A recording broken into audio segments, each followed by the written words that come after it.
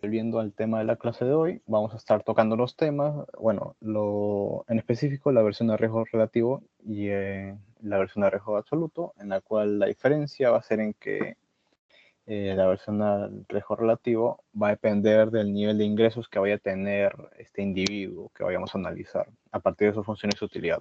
Mientras que la versión de riesgo absoluto se da esa misma aversión o digamos así, como una preferencia por el riesgo, independientemente del nivel de ingresos de este individuo. Creo que con esa diferencia, y quizás se pueda plasmar en la fórmula, podamos tener ya claro la diferencia entre esos dos términos. Y además vamos a ver un poco más sobre lo que implicaría este contexto de incertidumbre, donde pueden haber los siniestros que han mencionado seguramente en su clase teórica. Yendo ya a la práctica dirigida número 7, la estaría enviando a través del delegado y al aula virtual después de esta sesión. O si me permiten un momento, voy a ir subiéndola sin resolver.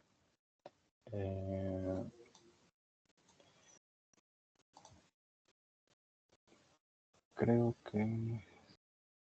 Chicos, esta estaría en la sección de prácticas dirigidas y sería la número 7, pues, respectivamente.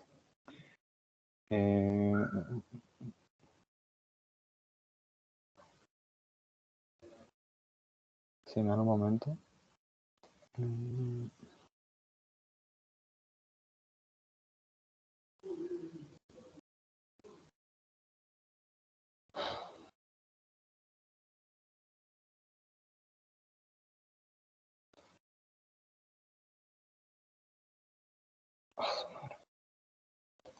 A ver, me dan un momento, por favor. Encuentro la práctica dirigida.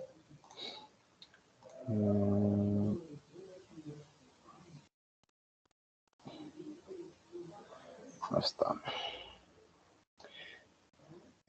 Después de la clase estaría pasándola al aula virtual. Y después, el lunes, se estaría pasando al delegado con la propuesta de resolución. Volviendo a la práctica dirigida número 7, vamos a pasar a la pregunta 1, en donde lo que nos piden es graficar las funciones de utilidad para un consumidor contrario a correr riesgos y amante al riesgo. Y para ello utilicemos la utilidad de valor esperado de la riqueza y la utilidad esperada de la riqueza. Y bueno, nos piden un comentario breve. En este caso, si se acuerdan bien, lo que habíamos visto con la diferencia entre la utilidad esperada es que calculamos la utilidad final en una situación por su respectiva posibilidad y así hacíamos como una suma de ponderados hasta que suben el 100% de probabilidades con sus respectivas situaciones finales. Mientras que la utilidad de riqueza esperada es a priori sacar un esperado de la riqueza en cada situación y a partir de eso sacamos una utilidad. Es como un paso adicional y lo que va a pasar es que va a haber ciertas diferencias, no cuando se dé una situación como vimos en la sesión pasada en donde el individuo tenía preferencias más disculpen, creo que voy a tener que organizar esto mejor. Tenga preferencias lineales. Y en este caso, si recuerdan, una función de adversidad de riesgos donde vemos con este criterio la segunda derivada, en donde vemos cuánto es la sensibilidad respecto a un mayor o menor ingreso de parte del individuo a partir de un proyecto. Y de igual forma cuando es amante de riesgo. Creo que no está de más que mencionar de que cuando es adverso a riesgo, vamos a encontrar un punto en donde la utilidad de la riqueza esperada va a ser mayor a la utilidad esperada. Y en este caso lo que vamos a ver es que va a preferir asumir un riesgo si es que no le, bueno, si es que llega a haber un monto que haga valer la pena ese riesgo, ya que si no percibe algún beneficio alguno de asumir estos riesgos, no tendría motivo desde un punto de vista teórico y desde su criterio como en lo racional, como individuo y consumidor, bueno, y en este caso de inversor en un proyecto, de asumir ese riesgo adicional. Mientras que para un amante al riesgo, lo que vamos a ver es que la utilidad de la riqueza esperada va a ser menor que que la utilidad esperada. En este caso va a ser un atractivo esta posibilidad de seguir obteniendo cada vez más ganancias, sin importar qué tan lejos sean, porque para este individuo la posibilidad de tener un resultado final cada vez mayor va a ser atractivo, independientemente de las posibilidades que puedan tener en su contra. Eso es a priori un poco la interpretación que se puede hacer a partir de estos dos contextos. Y bueno, ser neutral a riesgos que independientemente de cuánto ingresos percibas al final, tu aversión a riesgo va a mantenerse constante. Y bueno, quizás con con las siguientes preguntas un poco más teóricas vamos a poder dar una clara más sobre lo que significa estos términos. Recapitulando una pregunta de la PC2 del ciclo pasado, en donde nos mencionan que este ser afirma estar en contra de todas las loterías, ya que son altamente riesgosas, y luego agrega que cada sol extra que gano me emociona más que el anterior. Y además siempre acepta juegos en donde el valor esperado es igual a la riqueza. Y nos preguntan comentar y agregar una función de utilidad que confirme todo lo mencionado y justificar nuestra respuesta. De caja podemos observar lo siguiente. La frase estar en contra de todas las loterías implicaría que es una persona que está en contra de hacer apuestas en donde hay un riesgo relativamente alto, donde podemos ver que hay cierta aversión al riesgo. Pero luego dice que cada sol extra que gana lo emociona más que el anterior. Entonces está más dispuesto tiene un bienestar mayor al exponerse a más posibilidades de ganar más dinero, suponiendo de que en este caso se está exponiendo a mayor riesgo en este caso. Y esto corresponde a un comportamiento de alguien que es amante a riesgo.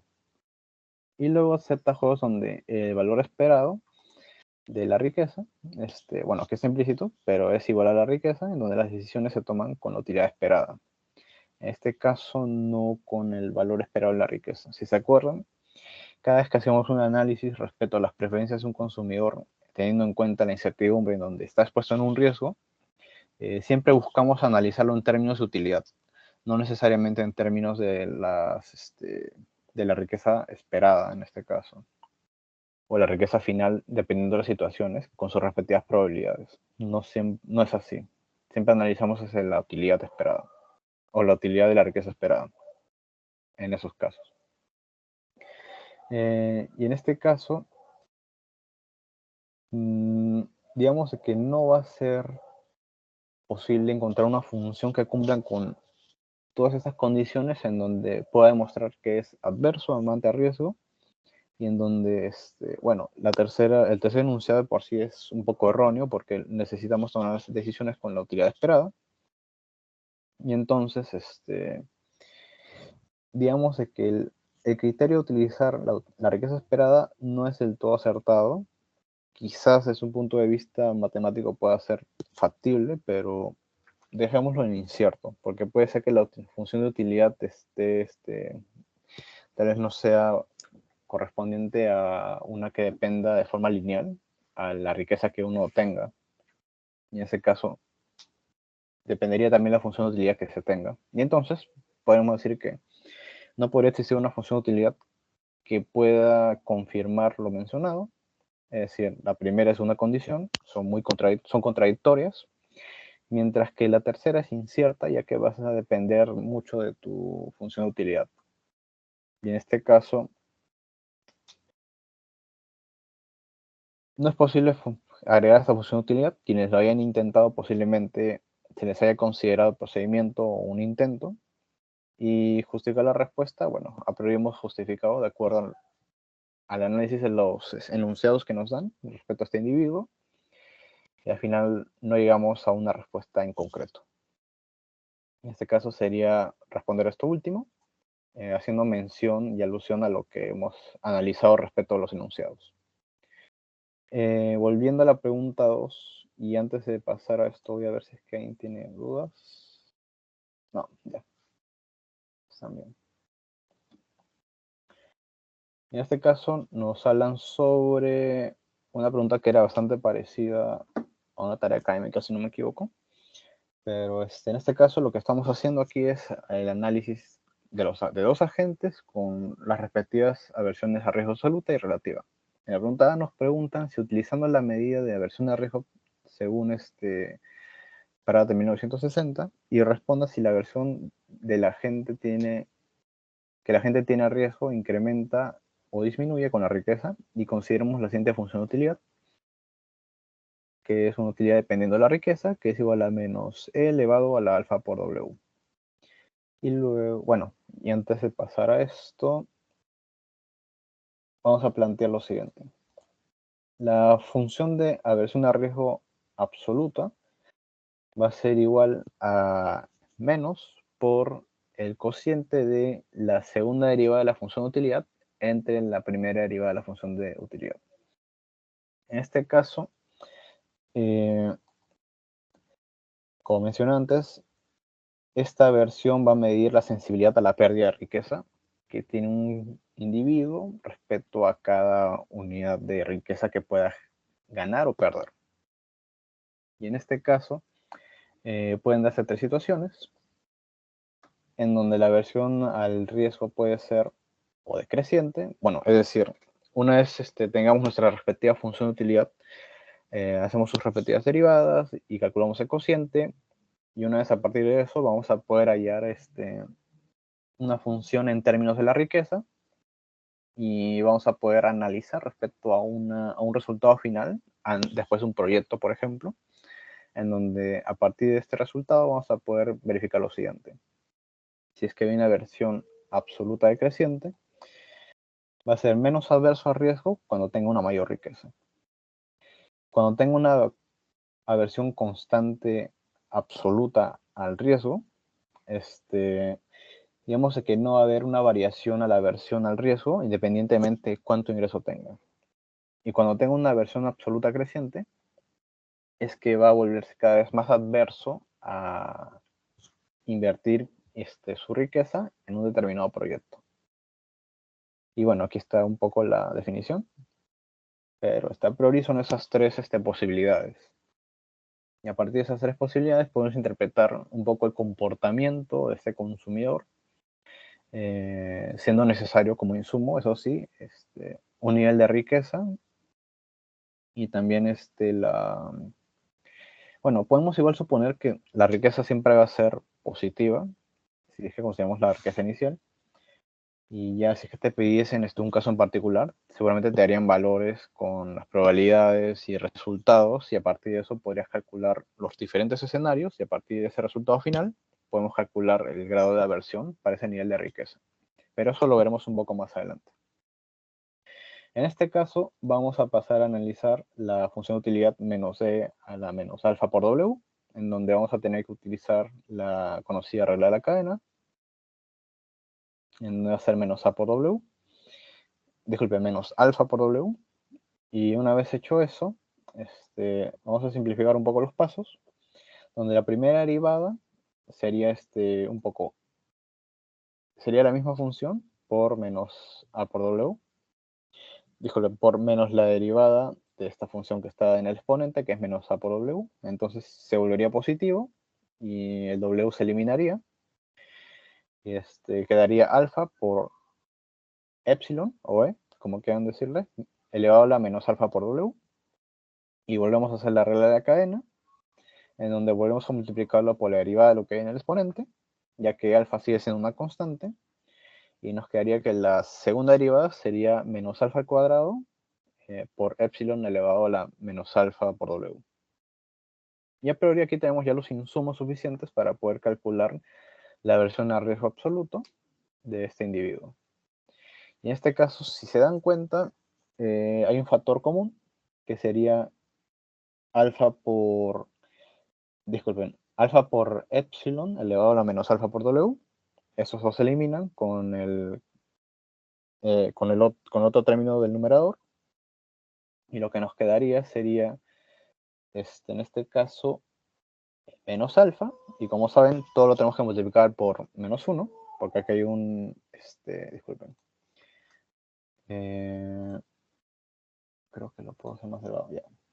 Si pueden darse cuenta, quedaría solamente este menos alfa y lo multiplicaríamos por este menos y quedaría alfa al final. En este caso siempre tendrá una misma actitud aunque cambie la riqueza. Entonces, hacer una constante, bueno, en este caso va a depender del valor de alfa más que nada.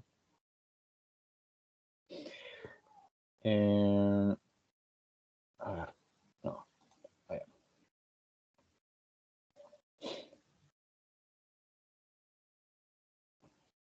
En este caso, si se dan cuenta, en una demostración, lo que está ocurriendo es que va a depender de este parámetro alfa.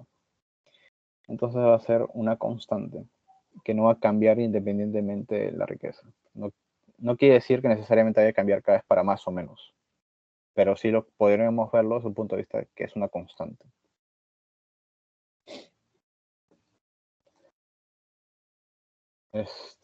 Y bueno, volviendo a la pregunta, disculpen, B, nos piden ahora analizar a un agente con aversión a riesgo relativo y utilicemos esta medida para seguir la terminología de Pratt y comentamos brevemente si es probable que la disposición a pagar a evitar una apuesta dada sea independientemente del patrimonio de un individuo y consideremos la siguiente función de utilidad.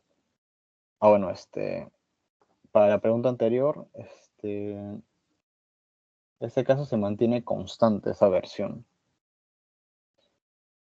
Y en la pregunta B, lo que estaremos viendo es un poco ver esta versión de riesgo, analizándolo respecto al patrimonio que disponga un individuo. En este caso, el patrimonio lo vamos a relacionar con la riqueza que posea. Digamos que son como términos similares desde este punto de vista de la teoría. Y lo que vamos a hacer sería, disculpen, plantear la respectiva función de la versión de riesgo relativo, en donde si se dan cuenta, la única diferencia es que ahora vamos a estar aplicando respecto a un respectivo ingreso o riqueza, para el cual vamos a calcular un caso particular, y como se menciona en el mismo tipo de enunciado de lo que estamos viendo en esa terminología, es relativo. Y entonces nos van a dar tres posibles resultados a partir de esto, en donde puede ser o una versión de riesgo relativa con un valor constante o negativo o positivo. Y en este caso va a ser similar a lo que hemos visto con la versión de riesgo absoluto. En este caso, respecto a este ingreso del cual se está analizando, en el caso de que sea una versión relativa decreciente, vamos a estar poniéndonos el punto de vista de que a mayor riqueza va a haber una menos disposición relativa a pagar, teniendo en cuenta que estamos partiendo desde un nivel de ingresos W. Mientras que la versión relativa constante implicaría que la disposición a pagar como fracción de W sería constante. En este caso lo estamos viendo todo desde el punto de vista o analizando desde el caso, partiendo de este tipo de ingreso W. No necesariamente para cualquier tipo de ingreso, podría variar. Y en este caso, cuando la versión relativa sea creciente, cuando haya una mayor riqueza, va a haber una mayor disposición relativa a pagar respecto a este ingreso al cual estamos analizando para el enunciado. Y entonces, lo que nos faltaría ahora sería aplicar esta fórmula, pero para el caso de esta nueva función de utilidad, en donde, si no me equivoco, aquí no habría de ser necesario la regla de cadena. Y entonces lo que vamos a hacer sería, disculpen, lo que tendríamos que hacer ahora sería buscar darle forma a la función para que así podamos derivarla con mayor facilidad.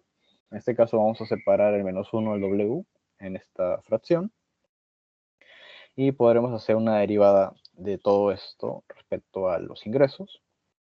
Y al final vamos a poder hallar la primera derivada de esta función de utilidad, que es los ingresos elevado a la menos gamma, si no me equivoco.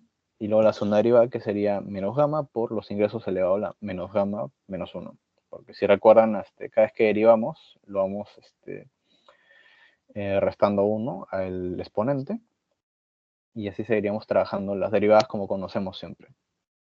Y una vez teniendo estos dos insumos dentro de las, disculpen, como insumos para esta fórmula de la versión de riesgo relativo, vamos a poder reemplazarlo, y en este caso vamos a multiplicarlo por los ingresos y por -1. Y una vez hecho esto, lo que vamos a poder ver es que vamos a poder deshacernos de estos términos y estos términos también. Y lo único que quedaría sería que la versión de riesgo relativa, en este caso, sería gamma, que sería otra vez, disculpen, una constante.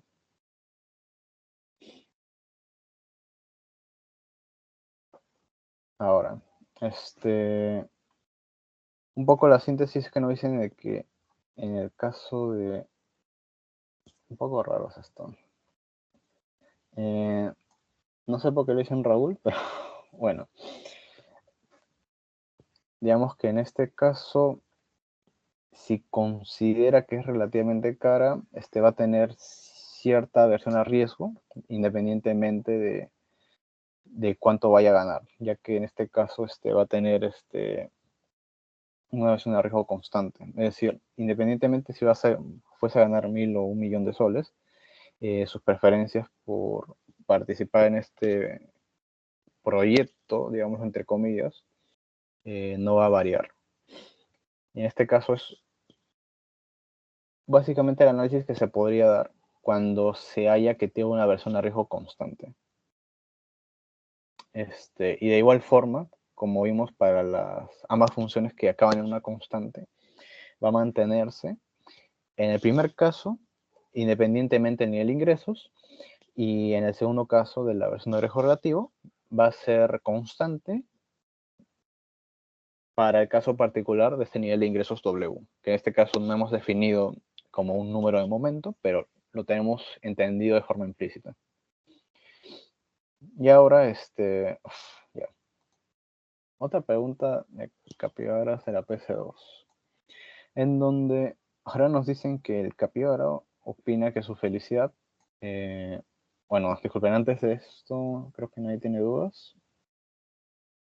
Ya. El Capybara opina que su felicidad puede representarse con la siguiente función de utilidad, un mínimo de 2x y 3x, y nos preguntan cuál sería la versión de riesgo absoluta y relativa de este individuo. ¿Y qué es lo que pasaría con la función de utilidad si cambiase ahora un mínimo de 2x y luego 5 menos x? Y asumamos que x es la riqueza. Y luego lo que nos dice lo siguiente es que la función de mínimos de 2x y 3x va a ser equivalente a una función de utilidad de 2x, porque como saben, una función de mínimos siempre va a tomar el valor menor, y como siempre va a ser x un valor positivo, dependería de cuál es la terminología que lo acompaña, en este caso, o el doble de la cantidad de x, o el triple de la cantidad de x, o la riqueza, aclarando un poco. Y entonces, al ser mínimo el doble de x que respecto al triple de x, tomaríamos que la función de utilidad sería igual a 2x. Y debido a que tenemos una función lineal, y se dan cuenta, la función de aversión a riesgo absoluta y relativa va a ser una constante, en donde tengo entendido que debería ser 0, porque la segunda derivada de esta función de utilidad, de la cual estamos derivando, disculpen, botón equivocado, esta función de utilidad, si se dan cuenta, su primera derivada es 2 y la segunda derivada va a ser 0. Y teniendo en cuenta la forma de la fórmula, vamos a calcular que directamente la aversión a riesgo va a ser una constante, pero 0. Y además de que va a tener una neutralidad al riesgo, independientemente del nivel de riqueza. Bueno, y aquí también se lo menciona. Y de igual forma, bueno, disculpen, de una forma similar vamos a analizar la función de mínimos, en este caso donde sí es posible hacer una condición de optimización, como recordarán recursos anteriores, en donde vamos a ver que va a haber un punto de inflexión a partir de cuando X tome valores mayores a 5 tercios. Y entonces podemos ver de que va a presentar una versión al riesgo absoluta o relativa y relativa constantes en ambos tramos. Si se dan cuenta, pueden darse dos situaciones en donde el mínimo sea 2x o el mínimo sea 5 menos x. Y en ambos casos, desde un punto, con la fórmula de la aversión al riesgo relativa y absoluta, no está de más intuir que la segunda derivada sería 0, y ahí podemos encontrar una versión constante. Pero otro aspecto que habría que considerar es la forma funcional de la segunda condición de esta función de mínimos o Lagrange, que en este caso es 5 menos x, en donde nos dice que la utilidad sería en este caso 5 menos el nivel de riqueza que uno dispone. Y esto es un poco contradictorio con la teoría, ya que siendo individuos racionales y viendo la riqueza como este bien que nos permite obtener otros bienes, ya un poco yendo por la teoría, y nos permite presentar proyectos en donde podemos obtener aún más riquezas y por consiguiente tener un mayor poder adquisitivo, no sería racional verlo como un factor que influye de forma negativa en nuestro bienestar. Y eso sería a priori un poco el análisis teórico de estas, bueno, en este caso de la felicidad de Capybara respecto a las funciones de utilidad. Y en este caso, en el primer caso, donde en la función de mínimos 2x, 3x, sí podría ser caso racional y encontramos una neutralidad de riesgo y una versión que es independiente del nivel de riqueza. Mientras que en el segundo caso vamos a ver que podemos encontrar la versión a riesgo absoluto y relativa como constante, pero va a ser un poco irracional desde un punto de vista teórico, ya que estamos viendo que en este caso podemos encontrar la posibilidad de que la riqueza genere un malestar al individuo. Y esto ya no seguiría el raciocinio que se plantea como un supuesto ya asumido dentro de la teoría. Y eso sería todo respecto a la teoría, si no me equivoco, eso espero. Y luego pasaremos a la pregunta, ya volviendo a lo que es esta incertidumbre, con los seguros. Si se acuerdan, en la vida real tenemos seguros para todo técnicamente, para accidentes automovilísticos, para incendios, en caso de cualquier tipo de siniestro que pueda ocurrir, tanto en el entorno laboral como en nuestra vida diaria. Y entonces, estas aseguradoras nos ofrecen un servicio por asegurarnos estos bienes que son necesarios o influyen en nuestro bienestar, para por lo menos recuperar un valor o un porcentaje de ese bien que se haya perdido por un siniestro, y así evitar tener un impacto tan negativo en caso de siniestros. Y por ello, en la pregunta 3A, vamos a hablar un poco de lo que son los seguros. Antes de eso, creo que nadie tiene dudas.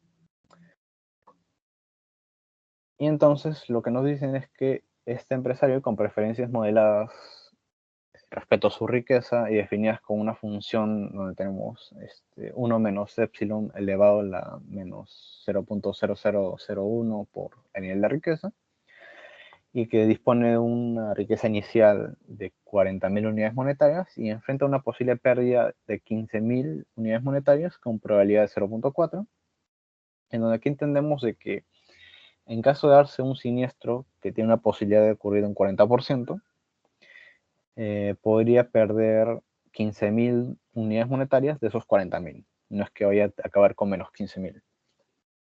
En este caso, se nos pediría, bueno, y nos dicen que existe la posibilidad de comprar un seguro que cubriría la pérdida total y pagaría una prima fija de P. Y se le solicita calcular la utilidad esperada. En este caso, recuerdan bien que la utilidad esperada es a priori calcular la suma ponderada de las probabilidades por su respectivo escenario en resultados de utilidad, y una vez hecho esto, lo sumamos, y lo que estamos haciendo aquí sería lo siguiente. Existen dos probabilidades. Una, que no contrates el seguro y te quedes con tus 40.000 y lo multipliques por 60 por las posibilidades de que no ocurra el siniestro y no te veas afectado, más 0.4 por las posibilidades de que ocurra este siniestro, que resultaría en que acabases con un resultado final de 25.000 unidades monetarias en tu saldo. Y entonces la utilidad esperada sería en este caso una satisfacción promedio de 0.9562 útiles, considerando este riesgo. Luego vamos a pasar a calcular el equivalente cero, en donde, si recuerdan, a priori es este pago por el cual se va a poder igualar el pago con el seguro con respecto al pago en el bueno, digamos, el pago, el pago lo entendemos como ese resultado final de contratar el seguro que sea equivalente a este resultado final en donde estamos decidiendo no contratar el seguro y nos exponemos a riesgo. Eso es lo que nos está diciendo. Es un equivalente entre estos dos. Y el equivalente cierto sería hallar ese nivel de ingresos, el cual influye de tal forma. Y mejor lo explicamos con el caso. En este caso, nuestra incógnita sería el W, que en este caso sería definido como el equivalente cero. Que en este caso voy a ponerlo aquí. Un W que estamos intentando hallar. Bueno, o riqueza, o un nivel de riqueza que intentamos hallar que cumpla esas condiciones. Y entonces lo que vamos a hacer sería reemplazar los valores que tenemos como insumos para poder hallar esta incógnita. En este caso sabemos de que la utilidad esperada asumiendo este riesgo sería esta, en donde nos proponemos aceptar las posibilidades o de que 60% de que quedemos con los 40.000 o 40% de que nos quedemos con 25.000 al final. Aquí estamos incorporando el riesgo del siniestro y aceptando en este caso sus efectos negativos en nuestra utilidad. Bueno, en nuestra riqueza y por consecuencia en nuestra utilidad.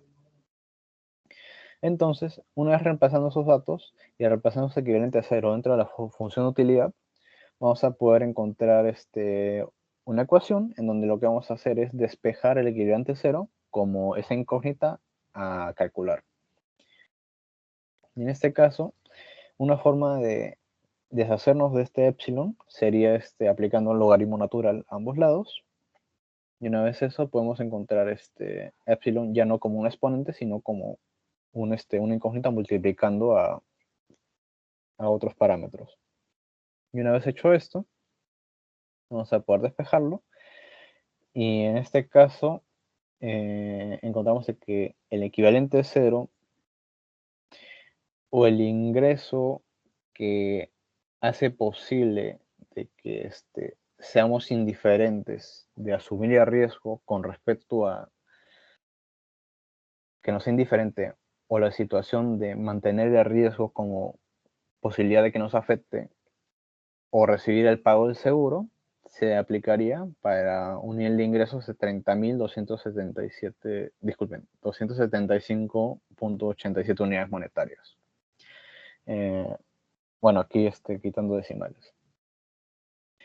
Pero con este nivel de ingresos, bueno, se sobreentiende que hay muchas más decimales, pero aquí en este caso lo que se les podría pedir es que en el resultado final lo lleven a 2 decimales. Pero de preferencia siempre intenten mantener todos los decimales o utilizando calculadora científica. Si lo intentan redondear a 2 decimales o 3, posiblemente el resultado fuese a variar un poco y quizás pueda influenciar en su respuesta final. Esperemos que no mucho, en el caso que decidan hacer eso, pero en este caso les deberían dar en las indicaciones. Si no, intenten utilizar todas las decimales y meterlo en su calculadora. No les pide que lo metan directamente en papel y lo escriban así con todas las decimales. Pueden abreviarlo a 2, pero yo lo sobreentendería. Pueden explicarlo de esa forma también, como sin resolverlo. Bueno, por aquí debería haber un término que nos permita representarlo, pero bueno. Y eso sería el equivalente a 0 en este caso. Este nivel de ingresos que nos permitiría cumplir que la utilidad del equivalente a 0, bueno, de este nivel de riqueza que se halló, sea igual a la utilidad esperada de ese mismo nivel de riqueza, considerando los riesgos del siniestro, con sus respectivos resultados finales. Supongo que no hay más dudas. Ok. Y ahora nos piden calcular esta prima por la cual se tendría que contratar el seguro. ¿Y cuál es la relación de la prima de riesgo sobre la versión de riesgo? En este caso, la prima por riesgo cumple cierta condición en donde vamos a igualar la utilidad con este ingreso inicial menos la prima, la equivaldríamos a esta utilidad esperada en un caso en donde no contratemos el seguro y nos expongamos al siniestro. Entonces aquí lo que vamos a hacer sería plantear la prima como una incógnita y haríamos un procedimiento similar como el que hicimos para el equivalente cero.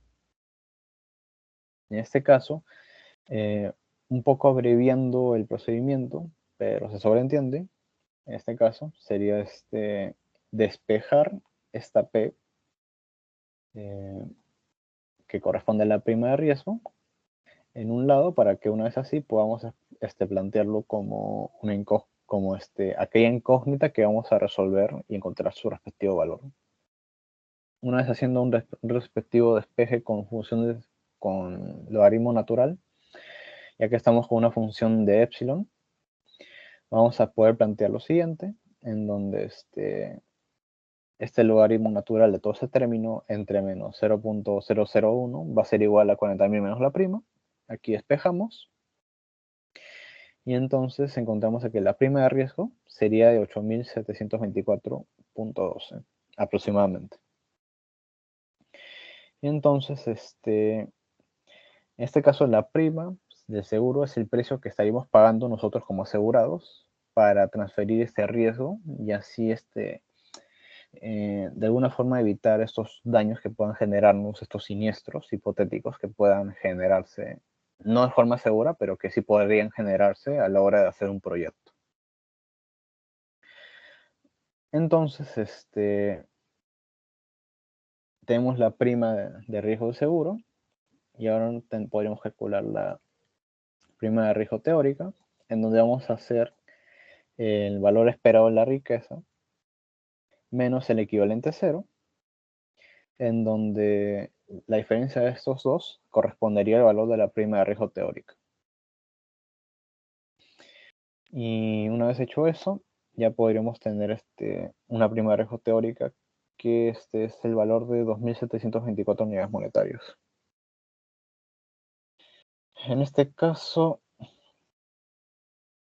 la prima de riesgo por seguros está calculada respecto a la riqueza inicial que se dispone, que son los 40.000, mientras que en la prima de riesgo teórica estaríamos calculándolo a partir de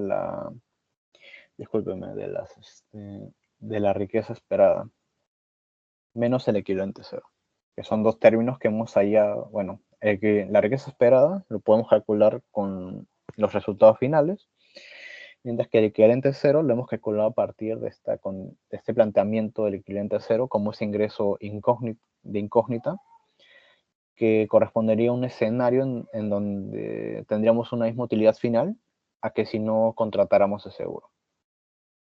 Y con eso ya tendríamos los insumos necesarios para poder hallar las dos primas de riesgo. La que te plantearía seguro y la teórica.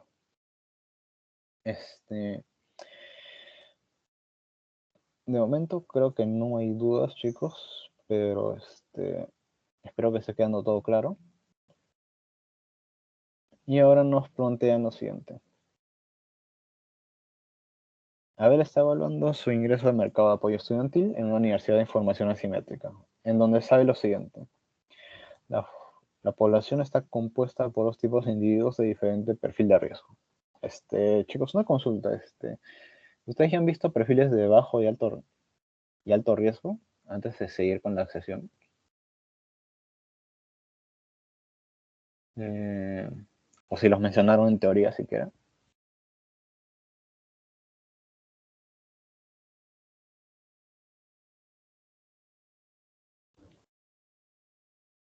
Eh, Supondré que es un silencio que confirman que se lo han visto. En todo caso, siguiendo con ello, el 60% de la población pertenece al grupo de bajo riesgo con una probabilidad de jalar de 10%, mientras que el 60% restante corresponde al grupo de alto riesgo, con una probabilidad de jalar del 40%. En caso de reprobar, el gasto adicional en tiempo es fijo y asciende a 4.000 minutos. Todos los individuos cuentan con 10.000 minutos iniciales y toman decisiones en función de esta función de utilidad, que es la utilidad en función de los minutos, que en este caso sería la raíz cuadrada de la cantidad de minutos que tengan. Y él sabe que esta diferencia se debe a calidad de profesores, y que ya que en la sección de bajo riesgo se enseña la clase de forma óptima, mientras que en el de alto riesgo no se enseña en absoluto, por lo que plantea repartir un seguro. Y nos piden calcular la prima actuarial justa que Abel debería cobrar a cada tipo si pudiera identificarlos. Y en este caso, esta prima actuarial sería el valor esperado del gasto que enfrentaría este asegurador, dependiendo del tipo de riesgo que esté asumiendo, ya que supuestamente conocemos a la población de bajo y de alto riesgo. Aplicaríamos que la prima sería la probabilidad de que jale por la cantidad de minutos que fuese a pagar como gasto adicional. En el caso de los de bajo riesgo, tendría que hacer también una prima actuarial de 400 minutos, mientras que el tipo de alto riesgo, disculpen, tendría que hacer un pago de 1.600 minutos. En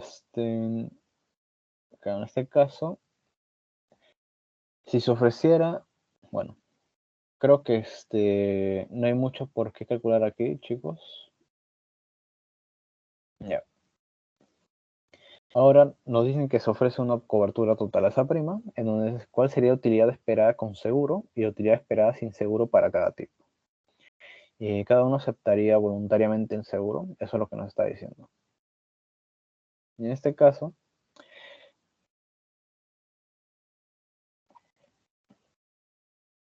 si planteásemos un seguro donde la prima que nos pasen sea de 400, no habría una pérdida. Entonces podríamos plantear lo siguiente, que la utilidad sería los 10.000 menos los 4.000, eso sería igual a 97.98 útiles, disculpen. Y sin seguro estaríamos exponiéndonos a dos posibles situaciones, en donde hay un 90% de tener una raíz cuadrada de 10.000 minutos más 0.1 por la raíz cuadrada de 6.000 minutos. Sumando, encontramos que el valor esperado de los minutos, en este caso, disculpen, el valor esperado de la utilidad, sería de 97.75 útiles, sin seguro. Mientras que con los de alto riesgo, tendríamos una utilidad expresa en el mismo sentido, en donde creo que aquí hubo un error de tipeo.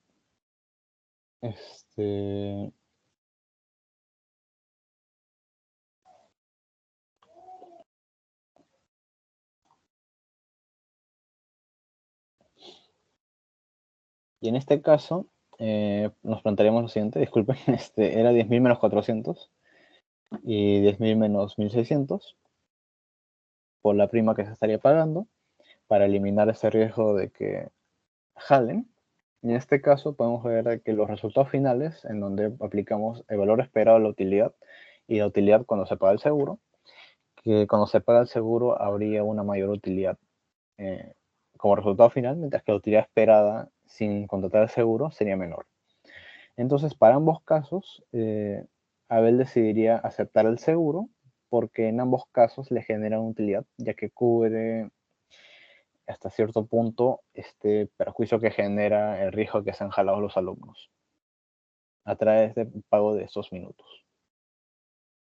Y luego nos menciona de que de muy mal humor no puede distinguir el tipo de riesgo de los individuos y decide ofrecer un único contrato con cobertura total. Y entonces lo que vamos a hacer sería encontrar una prima actuarial en donde se basa en ese riesgo promedio. Y calculando ese valor sería lo siguiente.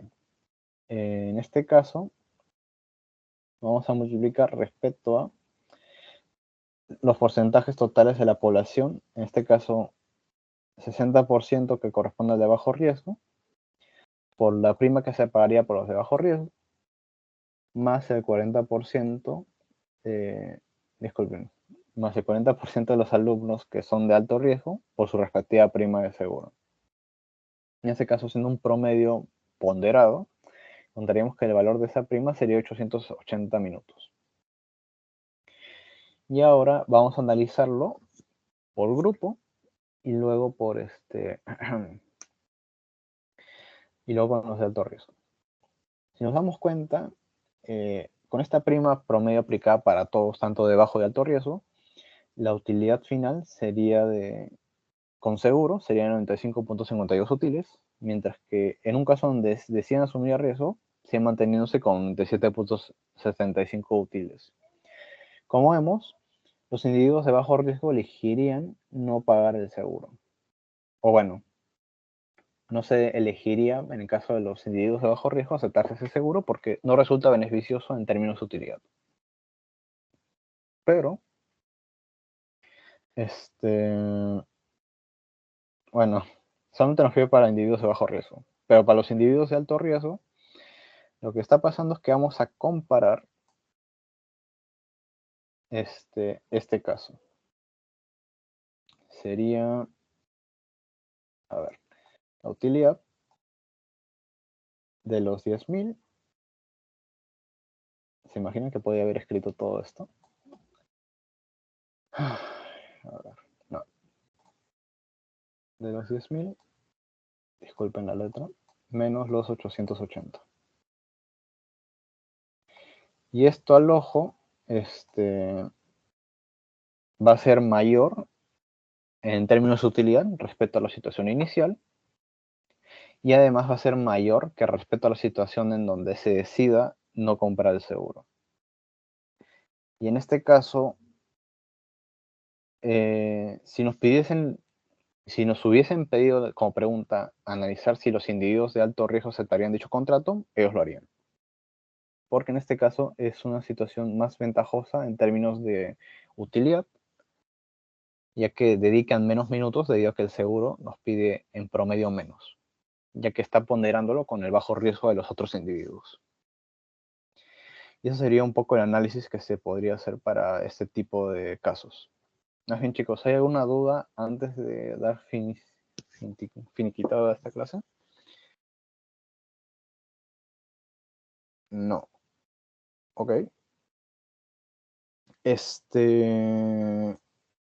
El día de mañana debería salir la tarea académica en el aula virtual. Se estaría publicando eso de las 8. Si tiene el aula virtual abierta para antes de esa hora y llega a las 8, lo actualizan. Va a haber un enlace en donde van a poder ver la lista de ejercicios. En este caso, para la exposición, vamos a hacer lo siguiente. Como hay 8 grupos, vamos a dividirlos en 4 grupos de 2, donde vamos a incluir a cada grupo, en donde cada uno de estos grupos va a estar asignados por temas. En este caso, en estos temas van a tener que tomar una postura o a favor o en contra. La próxima semana las exposiciones van a constar en debates cortos, de 15, 20 minutos quizás, por cada par de grupos. Y en este caso van a exponer sus respectivos argumentos, para el cual, bueno, tendría que estar el jurado yo. Y quien logre convencer mejor con su postura con sus respectivos argumentos va a tener mayor nota que el otro grupo. Y eso sería a priori la dinámica que habría la próxima semana. Espero que no tome tanto tiempo. Espero que ustedes también crean eso. Pero eso sería más que nada, chicos. Y eso sería, chicos. ¿Hay alguna duda más al respecto? En sí, Profesor, una consulta. ¿La postura que tome el grupo lo puede defender todos los integrantes o solamente uno? de momento voy a debatirlo con los demás JPs. De preferencia, deberían participar todos los del grupo para que así no tengan tanto riesgo y diversifiquen un poco. Eso lo voy a consultar. Y en todo caso lo crearía con Gianfranco para antes del viernes, pues en este caso. Y eso sería, chicos.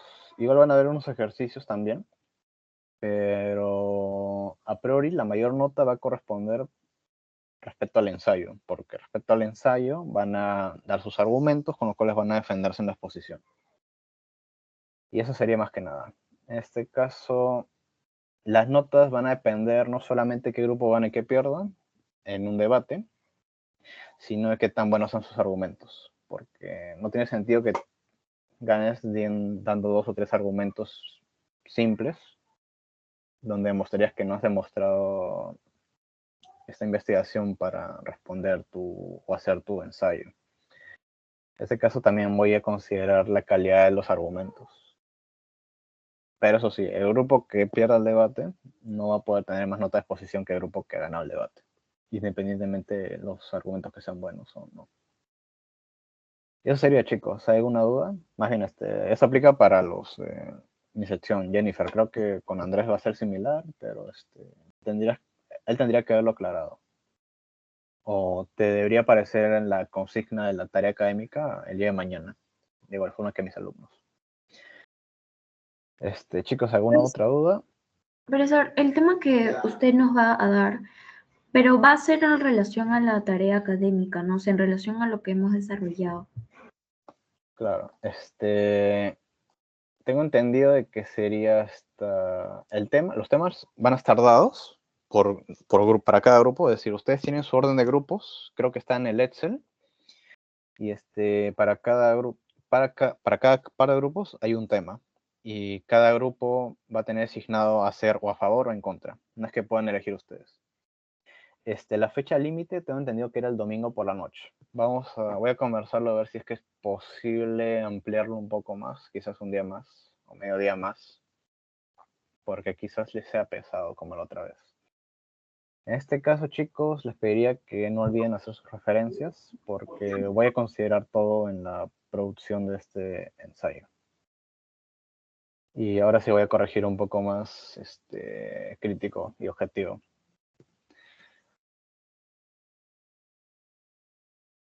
Tamara, hasta la fecha, domingo 11:59. Se estaría evaluando 11:59 de la medianoche. Se estaría evaluando si es que es necesario ampliar un poco de tiempo. ¿Sí, Tamara? ¿Ibas a decir Profesor, algo? tengo una consulta. Es que creo que alguien de mi grupo se salió, entonces seríamos 4, creo. ¿Y es normal o tendríamos que buscar a alguien más para que seamos? Normal, normal. Sí, tengo hasta un grupo de 3 ahí que me han pedido a gritos el ensayo. No voy a decir quién es. Bueno, todo el mundo ya lo sabe, pero ya.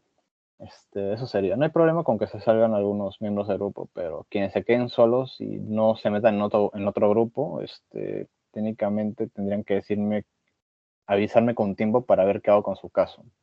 En este caso, aquí estamos asumiendo que hay solo 8 grupos, no va a haber un noveno, porque ahí sí no habría posibilidad de que asista al debate. En este caso, de preferencia, que todos asistan ¿cómo se llama? A la sesión de la siguiente semana, porque en este caso voy a considerar que quien falte de forma injustificada tendría cero en la exposición. Ya en el documento escrito sí tendría su nota, pero solamente es la mitad de toda la TEA. Eso sería, chicos. ¿Hay alguna otra duda antes de cerrar esta sesión?